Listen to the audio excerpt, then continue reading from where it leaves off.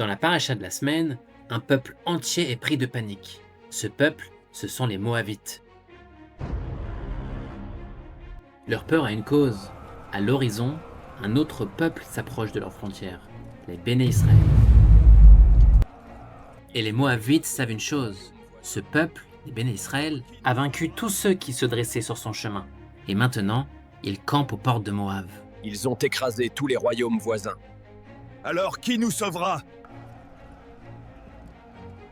Pris de peur, les Moabites prennent une décision radicale, désigner un nouveau roi pour les défendre.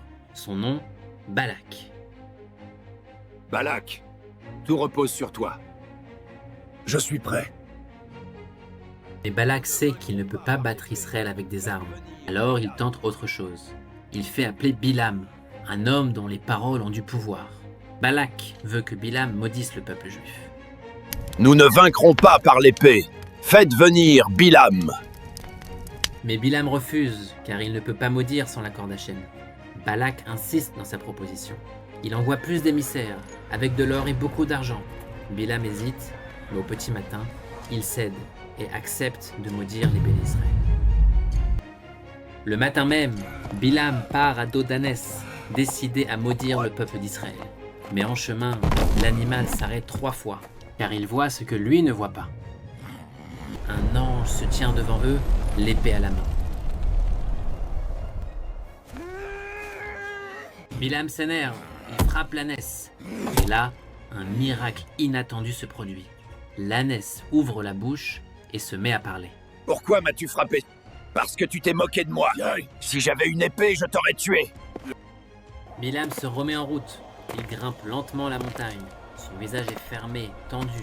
Il ne vient pas pour admirer le paysage, mais pour maudire les Béné Israël. Arrivé au sommet de la montagne, Bilam est saisi d'admiration. Devant lui, un peuple paisible, uni, aligné avec majesté.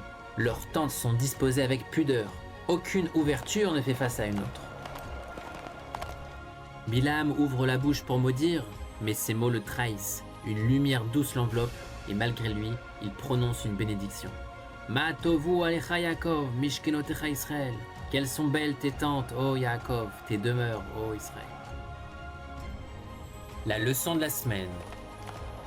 Quand un peuple vit avec pudeur dans l'unité et le respect, même ses ennemis finissent par le bénir.